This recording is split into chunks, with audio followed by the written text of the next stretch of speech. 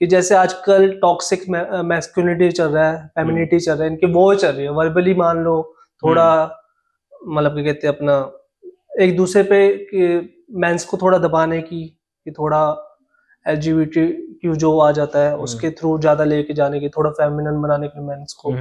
तो उसके ऊपर आपका क्या विचार है इस पे? देखो, मैं बहुत टाइम से इसी चीज का एडवोकेट करता रहा हूँ कि एलजीबीटीक्यू वाला जो स्टफ है वो वेस्टर्नाइजेशन की वजह से हमारे देश में आ रहा है। वेस्टर्नाइजेशन की वजह से हमारे देश में वो बढ़ता जा रहा है। ठीक।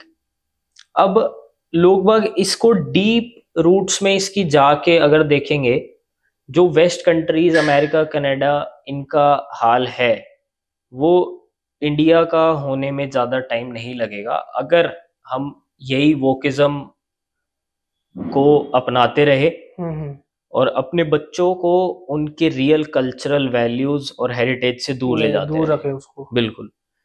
अब लोगों को लगता है कि हम बस एलजीबीटीक्यू वालों को सपोर्ट कर रहे हैं तो हम कूल हो गए, हमने बहुत बड़ा काम कर दिया। ज्यादातर लोग इसीलिए कहते हैं कि कूल लगना है उनको।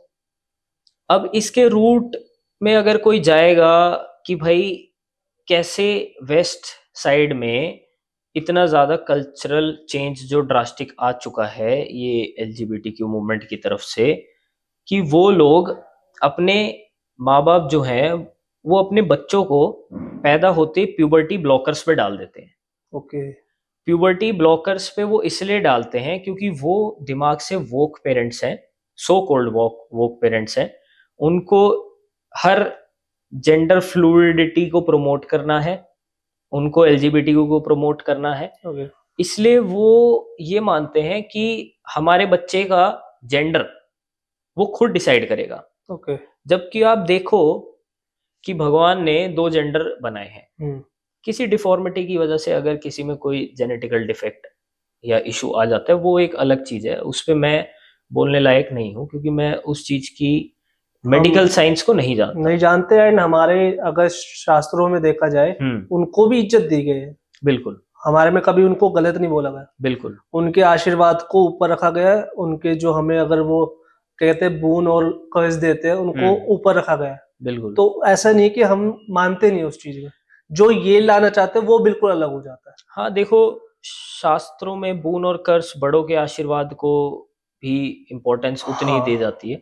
बट देखो ये कहीं ना कहीं आप इस चीज का ना मिसयूज भी बहुत ज्यादा हो रहा है, इस पे हम बात करते हैं। लेकिन मैं अभी प्यूबर्टी ब्लॉकर्स वाला जो आपको बता रहा था, बहुत से पेरेंट्स अपने बच्चों के जेनिटल्स तक कैस्ट्रेट कर देते हैं, डिस्ट्रॉय कर देते हैं कि भाई अगर मेरा 5 साल का बच्चा है और सपोजिटली उसको पिंक कलर पसंद आने लगा है, अभी बच्चा इतना समझदार नहीं हुआ है दिमाग से कि वो सोच सके कि कौन सा कलर क्या है, कौन सा कलर क्या है। माँ बाप डिसाइड कर लेते हैं कि यार मेरा लड़का तो गलत बॉडी में पैदा हो गया, ये असल में लड़की है, जस्ट बिकॉज उसे कोई डॉल पसंद आ गई, जो कि बचपन में बच्चों में इतना दिमाग नहीं होता कि उनको समझ आए। तो वेस्ट साइड पे ये बहुत पीक पे है कि लोग बाग अपने बच्चों को जेनेटिकल बिल्कुल हटा देते हैं, उनके जेनेटिक्स चेंज कर देते हैं, जबरदस्ती प्यूबर्टी ब्लॉक करते हैं। तो ये एक बहुत डीप इस चीज पे जा रहा है। आप देखोगे कि अब कितने 100-150 से भी ज्यादा जेंडर्स हो चुके हैं या जिनका कोई मतलब नहीं है। मैं फिर से कहूंगा कि सिर्फ 2 जेंडर है, मेल एंड फीमेल। इसके अलावा कुछ भी है that is your mental disorder, absolutely, जिसका कोई इलाज नहीं है।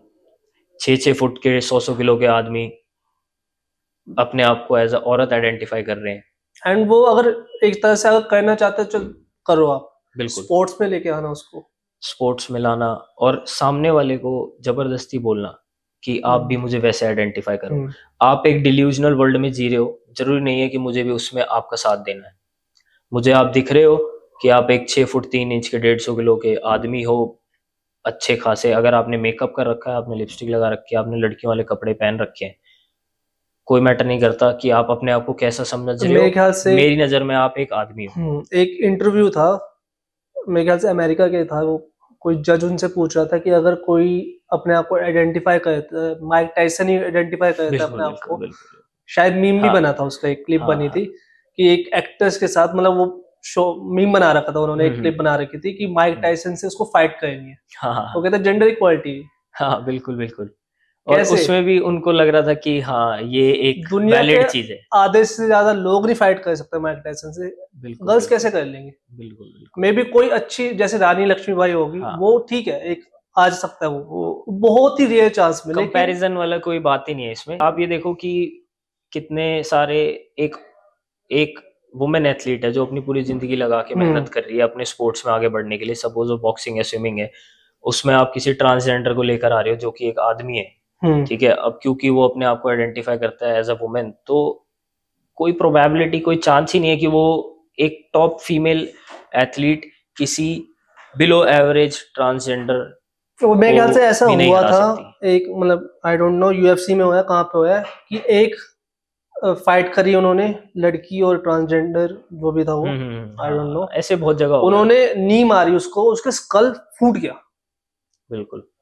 मतलब क्योंकि ये हमारी तो बोन डेंसिटी और लड़कियों की फर्क होता है। बहुत फर्क है यार इसमें, मतलब जितना डीप जाते जाओ ऐसे केसेस बहुत है। हम्म स्विमिंग में ट्रांसजेंडर ने, हम्म, सो कॉल्ड, जो अब अपने आप को औरत आइडेंटिफाई करता है, उसने एक top level swimmer female athlete उनको बीट को कर हरा दिया। दिया। मतलब ये तो कोई लॉजिक ही नहीं है कि अब मुझे ऐसा लग रहा है कि वेस्ट साइड के जो लोग हैं ये सब ब्रेन वॉशिंग को फैला रहे हम्म हैं, और अब ये इंडिया आ चुका है। हम्म। इंडिया में इन लोगों को पूरा सपोर्ट मिल रहा है। देखो किसी को सपोर्ट करने में कोई कोई दिक्कत नहीं बुराई है, नहीं, एज लेकिन लॉन्ग एज आप अपने विचारधारा को अपने तक सीमित रख रहे हो। मेरे और मेरे पास आने वाले लोगों को आप अपनी विचारधाराओं से जब तक आप प्रभावित नहीं कर रहे, तब तक मेरा आपके लिए कोई उसका मतलब ही कोई होना वैर चाहिए, नहीं मतलब है, कोई कुछ। दुश्मनी नहीं है। I am not affected by you guys. आप एलजीबीटी की हो, गुड फॉर यू। आप आइडेंटिफाई करते हो as a dog, good for you. आप आइडेंटिफाई करते हो as a woman, good for you. Okay, मेरे पास आके मुझे बोलना कि मैं भी आपको आइडेंटिफाई करूं एज अ वो फोर्स वुमेन, नहीं कर सकते। वो मैं उस चीज में आपका साथ नहीं वही दे अगर सकता। हम उनको फोर्स कर दे कि दो ही। बिल्कुल। अब आप देखो कि जो आपने बताया कि हमारे यहाँ भी जो किन्नर्स होते हैं, हम्म किन्नर, इनको हम्म रिस्पेक्ट दी जाती है, इनके हम्म आशीर्वाद को हम्म बहुत ऊपर माना जाता है। अब इसी का यूज करके कितने ऐसे हैं जो एक्सटॉर्शन कर रहे हैं एक तरीके से। हाँ। कोई भी नई दुकान खुलती है, आप देखो ये आएंगे आपके पास, पैसे मांगेंगे, ह्यूज अमाउंट, 50,000 दे दो, 1 लाख दे दो। किसी के घर पे बेटा होता है या कुछ भी होता है, अब ये चीजें, ये एक्सटॉर्शन हो जाती है एक तरीके से। किसी के पास नहीं है पैसे, आप फिर भी उनसे मांगोगे, और अगर वो ना दे पाए तो आप उसको बद्दुआएं दोगे, आप उसके घर पे बदतमीजी करना शुरू कर दोगे। हम्म। ये बहुत देखा गया है, ऐसा बहुत सारी जगहों पे घटना घटी है जब इनकी तरफ से बहुत हार्मफुल एक्ट्स करे गए हैं, जिससे कि लोगों की अपनी रिस्पेक्ट पे बहुत ज़्यादा हानि पहुंची है। तो अब ये चीज़ बढ़ते जा रही है। अब आप देखो छोटे छोटे बच्चे जिनको अभी, जिन्होंने अभी स्कूल भी अच्छे से नहीं करा, और ये इस चीज़ में घुस चुके हैं कि I identify as a bi. अब एक लड़के की वीडियो वायरल हुई थी जो सरदार था, और वो बोल रहा था कि I identify as a bi and my type is itsy bitsy. उसने क्या करा, उसने मजाक उड़वाया, अपने पूरी कौम का मजाक कौन उड़वाया। का? बिल्कुल। We are not meant to do all this stuff, we are warrior clan. हम उसी से बिलोंग करते हैं, हम ये बाय और ये इट्सी बिट्सी वाली चीजें नहीं करते। हम्म अब हालांकि वो बच्चा है, फिर मैं यही कहूंगा कि उसको समझ नहीं है। मे बी उसके पेरेंट्स वोक हैं, मे बी उसके पेरेंट्स को नहीं पता वो क्या चीज कर रहा है, मे बी वो सिर्फ कूल बनने के लिए ये सारी बातें कर रहा है कि मैं बाय हूं या कुछ भी हूं। बट इसका फर्क बहुत पड़ता है। ऐसे ही मतलब बहुत लोग बढ़ते जा रहे हैं। अब एक और सरदार है जिससे मैं बहुत डिसअपॉइंटेड हूँ। हालांकि उसकी अपनी जिंदगी में कुछ भी कर रहा है, मैं उसको पर्सनली नहीं जानता। He dresses up like a female, okay. Dresses up like an drag queen, जो शॉर्ट से भी शॉर्ट कपड़े पहनते एक हैं। टर्म है अमेरिका में, क्या कहते हैं उसको, एक वर्ड बोलते हैं, नाम ले रखा है कि इन लड़कियों का जो ड्रैग क्वीन बनती है अपने आप को, एक वर्ड याद नहीं आ रहा मुझे नाम, वो उनके लिए वही स्लैंग यूज करते हैं सबके लिए। अच्छा। तो मुझे याद नहीं आ रहा, याद आ जाए तो मैं डाल दूंगा। हाँ उनको उसी देखो, नाम से अब बुलाते हैं। उसने भी क्या कर रखा है, ये मैं एज अपनी कम्युनिटी के बिहाफ पे बोल रहा हूँ, और मेरी कम्युनिटी के लोग हो सकता है इस चीज पे ना, कुछ लोग एक पार्ट ना एग्री करें, बट मेजोरिटी ऑफ द लोग करेंगे कि जब आप एक रिलीजियस अटायर को कैरी करते हो, जब आप अपने सिर पे टर्बन बांधते हो और आप एज अ सिख ड्रेसअप हो रहे हो, तो आपका कोई तुक नहीं बनता कि आप उनका मजाक उड़ाओ अपनी कम्युनिटी का, लिपस्टिक्स लगा के, मेकअप करके। अगर आप एज अ वुमेन दिखना चाहते हो तो completely leave our religious values. सही आप बात है।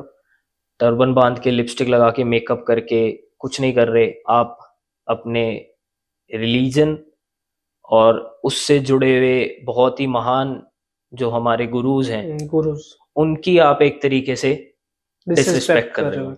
ऐसा मेरा मानना है। हो सकता है मुझे तो हेट सही मिले, मानना है, बिल्कुल सही बात है हो ये। सकता है मुझे हेट मिले इस चीज पे, हो सकता है कुछ भी हो, बट ये मेरा मानना है और ये मानना कभी चेंज नहीं होगा।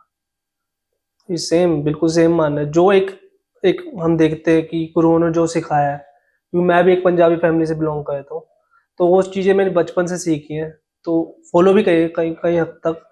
तो मेरा तो नहीं मानना है कि अगर किसी की रिलीजियस आस्था आप डिसरिस्पेक्ट करो। बिल्कुल, देखो कोई भी 100% अपने रिलीजन को फॉलो नहीं करता, बट फिर भी हमारे सेंटिमेंट्स हमारे रिलीजन के साथ जुड़े हैं। हम रिस्पेक्ट करते हैं अपने कल्चर की, बट अगर हम अपने कल्चर को ढंग से नहीं फॉलो कर पा रहे, वो हमारा फेलियर है।